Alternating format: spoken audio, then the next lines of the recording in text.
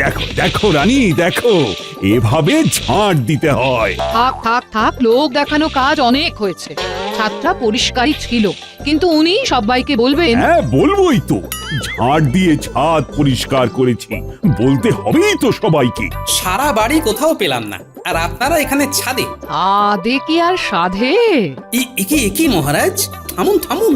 আরে গোপাল, আজকে তো ছুটি, কি ব্যাপার? আসলে মহারাজ, একটা কথা বলার ছিল। ওসব কথা পরে হবে গোপাল, আগে বলো তো এই ছাদটা কেমন ঝকঝকে লাগছে। আগে মহারাজ, ধুর, ছাদ পরিষ্কারই ছিল গোপাল, উনি শুধু ঝাঁটা হাতে এদিক ওদিক ঘুরছেন। খবরদার রানী, আবার বাজে কথা বলছো কিন্তু তুমি। কি কাণ্ড!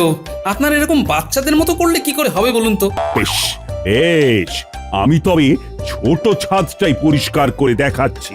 আশা করি ওই ছাদটা নোংরাই আছে। না, মানা করেছি, খবরদার এই বয়সে এখন ওই ছাদে উঠবেন না। মহারাজ, উঠবেন না এখন ওখানে? কি দরকার বলুন তো? আরে কিচ্ছু হবে না, সিঁড়ি আছে তো। মহারাজ ছেড়ে দিন না, সিঁড়িটা ভীষণই সরু। এই বুড়ো বয়সে পড়ে কি হাত পা কোমর ভাঙার ইচ্ছে হয়েছে নাকি? এই মহারাজ কিছুতে ডরায় না। মহারাজ সাবধানে।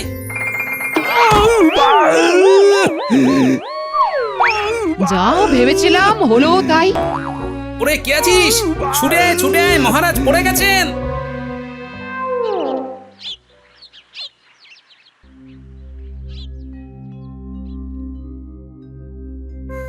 কোমর এবং পায়ের যা হাল দেখছি, তাতে তো এখন কোনোভাবেই উনি হাঁটা চলা করতে পারবেন না। ওরে বাবা,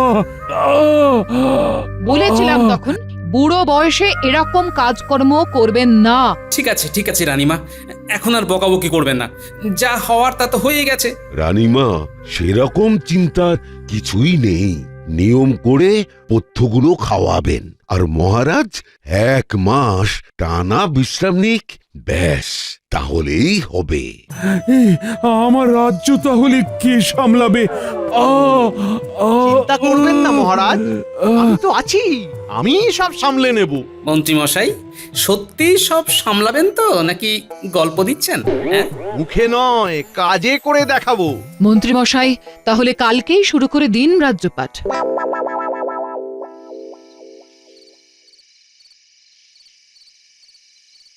শুভেচ্ছা নতুন রাজা, এই নিন মিষ্টি খাজা। বাবা, অন্য সময় তো ডেকে ডেকেও পাওয়া যায় না, আজ না ডাকতেই এলি যে? আপনার মাথায় এত বুদ্ধি, আরে এটা ধরতে পারলেন না? না, একদম ধরতে পারিনি যে তা নয়, আসলে খবরটা পেয়েই নিজের স্বার্থে চলে এসেছিস, বল। একদম ঠিক, আপনি রাজা, আর এখন আমি আপনার পায়ে সব সময় পড়ে থাকতেও রাজি। এই 1 মাসই সুযোগ, যা করার করে নিতে হবে। শুনুন মন্ত্রী মশাই, না মানে নতুন রাজা মশাই, আপনার নামে বাজারে বেশ দুর্নাম আছে, তাই সবার আগে সাধারণ মানুষ অর্থাৎ ভাগচাষী ছোটখাটো বাজারের ব্যাপারীদের খুশি করুন, দেখবেন এতেই অর্ধেক কাজ হয়ে গেছে। খুশি করতে গেলে তো ওদের ভালো করতে হবে, আর ভালো কাজ মানেই মোহর খরচ। ভালো কে করতে বলেছে? আগে মুখ মিষ্টি করে কথা বলে হাজার রকমের ভালো ভালো প্রতিশ্রুতি দিয়ে মন জয় করুন, তারপরে কাঠি করে দেবেন। একদম ঠিক। বাহ গিন্নি, বাহ বটা, তোরাও তো বেশ হয়ে উঠেছিস দেখছি। সুপ্রভাত সকলকে। এই 1 মাসের জন্য আমি যাকে যা কাজ দেব, সে সেই কাজই করবে। তাহলে বৈদ্যকে কিছু আবিষ্কার করতে বসবে, আর ওই বিজ্ঞানী কি চিকিৎসা করবে নাকি? গোপাল, গোপাল, তুমি একটু বাজে বকা বন্ধ করবে?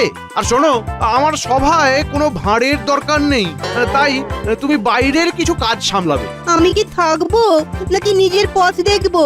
কি দিন এলো রে বাবা, মন্ত্রী মশাইয়ের হুজ্জুতি। হুজ্জুতি না বজ্জাতি? তাহলে বাজে না বকে আমি সবাইকে নিজেদের কাজ বুঝিয়ে দিচ্ছি, শুরু করে দাও, আর বলো জয় রাজা মশাইয়ের জয়।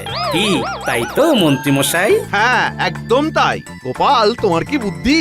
এই বুদ্ধি এবার থেকে ভাড়া মতে নয়, ভালো জায়গায় কাজে লাগবে। তারপর গিন্নি তুমি খুশি তো?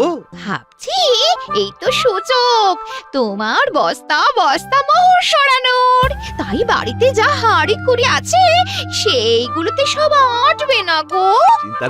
চিন্তা নেই, শহরে বড় বাড়ি কিনবো, সেইখানেই সব রেখে দিতে পারবে। কি বলছি কি, এবারে একবার না তীর্থে না গেলেই নয়। একটু অপেক্ষা করো গিন্নি, কটা দিন বাদেই বেড়াতে নিয়ে যাব। আর তুমি না নিয়ে গেলে, তুমি যেমন সবার পেছনে বটার ঘরটাকে লাগাও, তেমনি আমিও তোমার পেছনে ওদের লাগিয়ে দেব। ও তলে তলে এই, অবশ্য ঘটা শুনলাম দেশে গেছে, তোমায় বটাকে দিয়েই কাজ চালাতে হবে।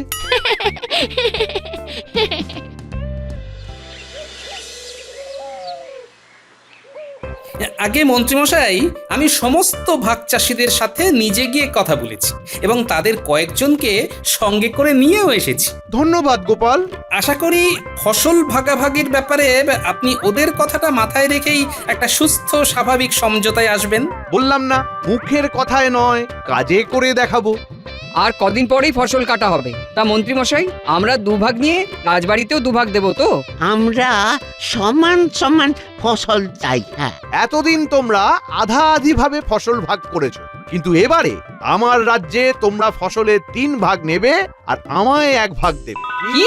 সকলে ঠিকই শুনেছো, তোমাদের পরিশ্রমের ফল তোমরাই বেশিটা ভোগ করবে, এইটাই আমি চাই।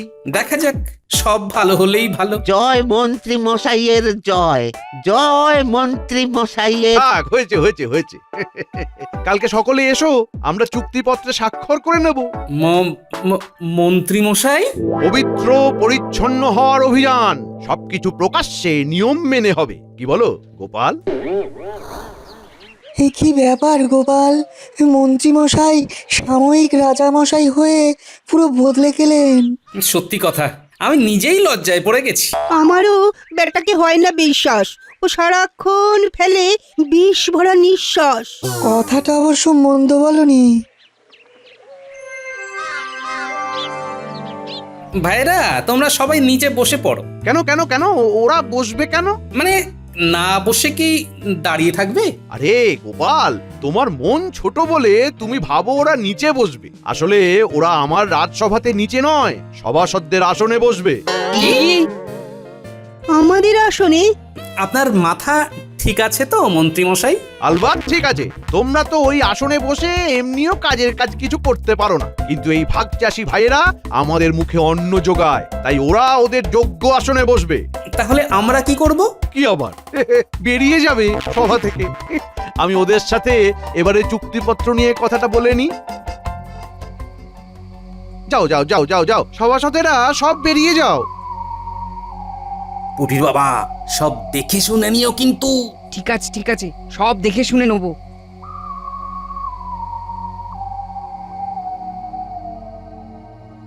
শোনো, আমি তোমাদের চুক্তিপত্র দিচ্ছি, সবাই দেখে শুনে স্বাক্ষর করো, কেমন?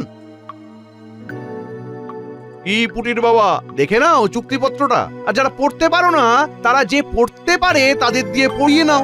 আমার ভাগ চাষী বন্ধুরা, আশা করি তোমরা চুক্তিপত্রটা দেখেছো। আমিও ইতিমধ্যে দেখে নিয়েছি। যারা নিজেরা চুক্তিপত্র পড়তে পেরেছো আর যারা নিজেরা পড়তে পারোনি, 2 দলের উদ্দেশ্যেই বলছি, মন্ত্রী মশাই যেমনটা বলেছিলেন ঠিক সেই কথাটাই চুক্তিপত্রে লিখেছেন। তাই তোমরা চোখ বন্ধ করে সই বা টিপসই করে দাও।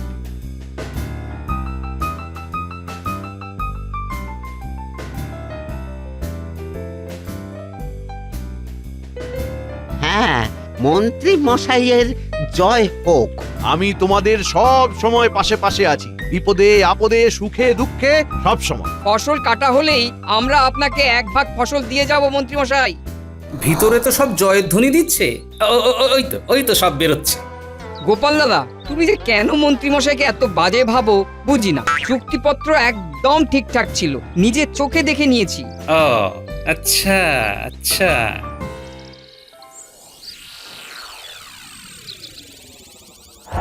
এবার আসল খেলা। উফ, আপনার কি বুদ্ধি! কাগজের নিচে কাগজ, নকলের নিচে আসল।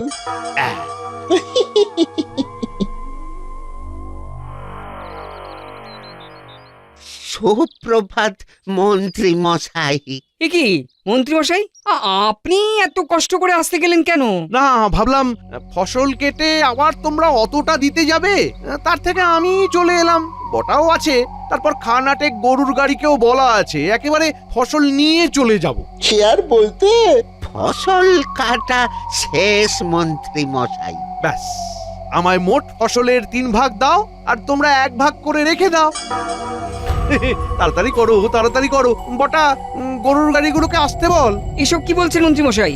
আপনি তো সেদিন অন্য কথা বললেন। মরে যাব মন্ত্রী মশাই। মরে যাবো মন্ত্রী মশাই? দেখো, সেই দিন কি বলেছি আমার মনে নেই, তবে চুক্তিপত্রে লেখা ছিল যে আমি ফসলের 3 ভাগ নেব আর তোমরা 1 ভাগ নেবে, আর সেই শর্তেই তোমরা সবাই সই করেছো।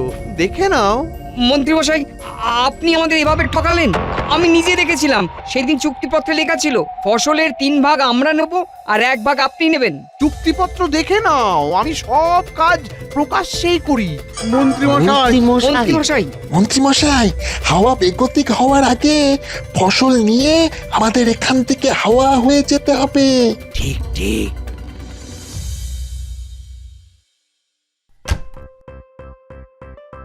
গিন্নি, আস্তে আস্তে সব জিনিসপত্র গুছিয়ে ফেলো, বেশি দেরি করো না। শহরে কি সব বন্দোবস্ত হয়ে গেছে? হ্যাঁ, প্রায় হয়েই এসেছে। দেখো, আজকে পাওয়া ফসলগুলোর বেশ কিছুটা চোরা বাজারে বিক্রি করে দিতে পারলেই হলো। আর মোহরগুলো কি সব সব হাতানো হয়ে গেছে? খুব একটা বেশি বাকি নেই, মোটামুটি গুছিয়েই আনছি। তল্পি তল্পা গুটিয়ে যাওয়ার আগে একবার তীর থেকে পুজো দেবে তো? হ্যাঁ, ভাবছি কালকেই যাব গিন্নি, তবে সন্ধ্যের দিকে বটাকে একবার ডাকতে হবে। কেন? বরটাকে কেন ডাকবে? আরে, আমাদের বাড়ির সামনে যে শস্য মজুত রাখার জন্য গোলাবাড়ি করা হয়েছে, সেটা পাহারা দেওয়ার একটা পাকা বন্দোবস্ত করে যেতে হবে তো।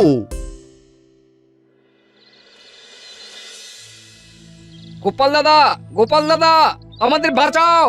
কেন রে, কি হয়েছে? হ্যাঁ, মন্ত্রী মশাই আমাদের ঠকিয়েছে। মানে? সেই দিন চুক্তিপত্রে একটা কাগজের নিচে আরেকটা কাগজ এমন ভাবে রেখেছিল আমরা বুঝতে পারিনি, স্বাক্ষর করে দিয়েছি। আর আজকে ফসল কাটার দিনে দেখি সেই দিন আমরা 3 ভাগ ফসলের ভাগ ওনাকে দেবো আর 1 ভাগ নিজেরা নেবো, এই শর্তে সই করে চলে এসেছি। কিন্তু আমার মনে আছে ওপরের পৃষ্ঠায় অন্য শর্ত ছিল।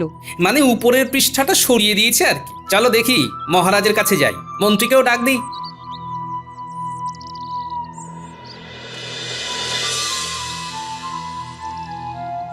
দেখুন মহারাজ, আপনি অসুস্থ, সেই জন্য মন্ত্রীমশাইকে দায়িত্ব দিলেন। আর মন্ত্রীমশাই এই সুযোগটাকে কাজে লাগিয়ে এই একটা মাসও সৎভাবে কাজ করতে পারলেন না। মহারাজ, ভাগ চাষিরা সবাই নিরক্ষর নয়, তারা জেনে বুঝেই স্বাক্ষর করেছে। আপনি আমাদের ঠকিয়েছেন। সবাই নিরক্ষর নয়, কিন্তু আপনার মতো ঠকবাজ তো নয়, তাই তারা আপনার চুক্তিপত্রের ভেলকিটা বোঝেনি। কিচ্ছু ভেলকি নেই, ওরা ভুল বুঝেছে। তাহলে আপনি এদের অতিরিক্ত ফসল ফেরত দেবেন না, তাই তো? কোনো প্রশ্নই নেই। আগামীকাল থেকে পরপর 2 দিন রাজসভা বন্ধ থাকবে। আমি তীর্থে বেড়াবো, তাই এখন আসি, বাড়িতে গিয়ে গোছগাছ করতে হবে। মহারাজ, আপনি কিছু বলবেন না? চুক্তিপত্রে একবার স্বাক্ষর হয়ে গেছে যখন, তখন তো আমারও আর কিছু বলার নেই। আর এমনিতেই আমার এখন শরীর খুব দুর্বল। আর যা ফসল আসবে সবই তো রাজবাড়ির সম্পত্তি, এগুলো বেচে যা অর্থ আসবে সবই তো মহারাজের সিন্ধুকেই ঢুকবে। এখন আমি সব আমার গোলাবাড়িতে রাখছি, হিসেব করে সব বেচে দিয়ে প্রাপ্ত অর্থ মহারাজকে দিয়ে দেব। তাহলে আমাকেই ময়দানে নামতে হবে। এই কুটির বাবা, সমস্ত ভাগ চাষিদের নিয়ে একবার আমার বাড়ি এসো।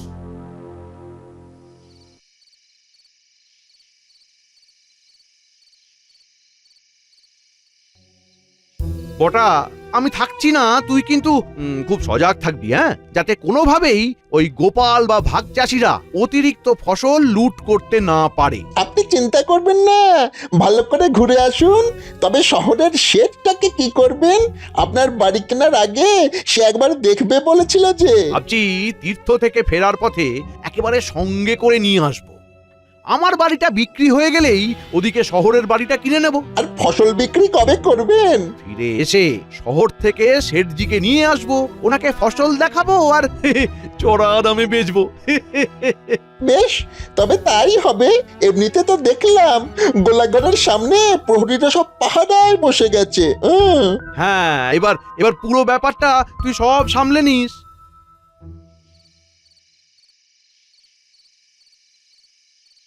গোপাল দাদা, সবাইকে নিয়ে এসেছি। হ্যাঁ, এসো এসো। আমাদের বাঁচাও দাদা। তোমাদেরকে ডেকেছি তোমাদের এই অবস্থা থেকে উদ্ধার করব বলে। তুমি যা বলবে তাই করব দাদা, এখন শুধু উপায় বলো। শোনো, মন্ত্রীর গোলাঘরের পিছন দিকের গাছটা থেকে গোলাঘর কতখানি তফাতে আছে আগে গুনে দেখে নাও। তারপর আজ রাত থেকে সুড়ঙ্গ খোঁড়া শুরু করো। ওই সুড়ঙ্গ খুঁড়ে কি আমরা গোলাঘর থেকে অতিরিক্ত ফসলগুলো বের করে নেবো দাদা? হ্যাঁ, তবে শুধু অতিরিক্ত নয়, সব ফসলই বের করবে। ঠকানোর একটা মোক্ষম জবাব না দিলেই নয়। কিন্তু ওখানে যে প্রহরীরা আছে, প্রহরীদেরকে অন্যমনস্ক করে রাখার দায়িত্ব আমার, ন্যাপলা আর গুলটের। মনে রেখো, তোমাদের হাতে 2 দিন সময়। 2.5 দিনের দিন সন্ধে বেলায় মন্ত্রী ফিরছে। তার আগে তোমাদের কাজ হাসিল করে ফেলতে হবে কিন্তু। হ্যাঁ, হয়ে যাবে দাদা, আজ রাত থেকেই শুরু করব। ব্যাপারটা দেখো যাতে গোপন থাকে। আর একবার ওই ন্যাপলা আর গুলটেকে পাঠিয়ে দাও। কালকে সকাল থেকে আমরাও মাঠে নামবো আর তোমরা পাতালে। কিন্তু গোপাল দাদা, গাছের পিছন থেকে গোলাঘর কতখানি তফাতে রয়েছে তা এক পা করে মাপবো কি করে?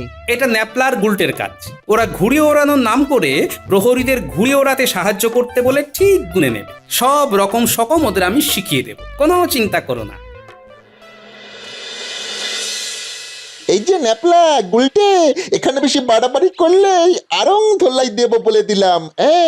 হ্যাঁ, বেশি করলেই ওই ঘুড়িটা দেব ছিঁড়ে। ছিড়বে কেন? আমাদের সাথে ওরাও না। এই ঘুড়ি দেখে মনে পড়লো, কতদিন হলো ঘুড়ি ওড়াই না। ও প্রহরী দাদা, ঘুড়ি ওড়াবি? এই এই এই বলে কি হচ্ছে? পাহারাদের চুপচাপ। ও প্রহরী দাদা, দেখো না, ভালো মঞ্জা সুতো চৌরঙ্গি ঘুড়ি। এই প্রহরীরা, আমি একটু বাড়ি যাচ্ছি, তোরা খেয়াল রাখ। কিছু এদিক ওদিক এসে দেখলেই মারবো বলে দিলাম। হ্যাঁ বড়দা। ঘন্টু, এই সুযোগ, ওড়ালে উড়িয়ে নে। এই নাও, এই নাও। তুমি এই গোলা ঘরের সামনে থেকে চড়াই দেবে, আমি দূরে যাচ্ছি। আচ্ছা ঠিক আছে।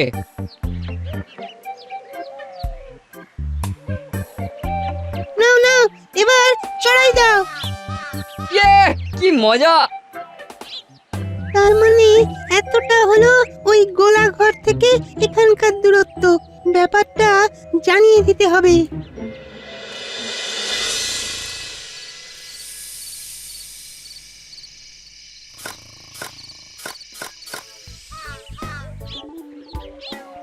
ও দাদারা, আজ খেলবে? দেখি আবার আজ এসেছে। গোলা ঘরের সামনে আসা মানা আছে। যাও যাও যাও, ভাগো ভাগো ভাগো। একটু খেলো না। না, এই গোপাল বেটাকে পেছনের পুরো মন্দিরের ভিতরে বন্দি করে 2জন পাহারাদার রেখে দে।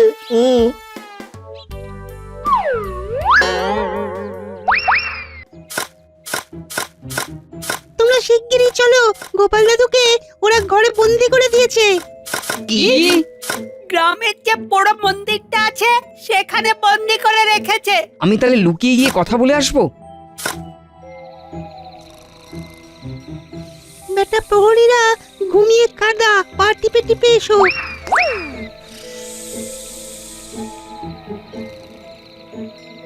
গোপাল দাদা, গোপাল দাদা, আমরা সুড়ঙ্গ দিয়ে ঢুকে পড়েছি। সুড়ঙ্গের কাজ সম্পূর্ণ। তড়িঘড়ি কাজ শেষ করো, আমি বন্দি আছি। কালকে ছাড়া পেয়ে যাব, কিন্তু কাজ থামিও না। কালকে মন্ত্রী চলে আসবে। আচ্ছা।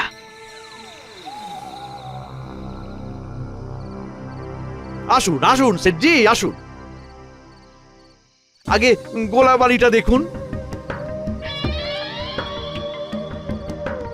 কিরে বটা, সব ঠিক আছে তো? একদম। গোপালকে বন্দি করে রেখেছি। অনেক চেষ্টা করেছিল, কিন্তু সব চেষ্টায় ঢলঢল করে জল ঢেলে দিয়েছি। বেশ বেশ বেশ বেশ, আসুন সেটজি, আসুন।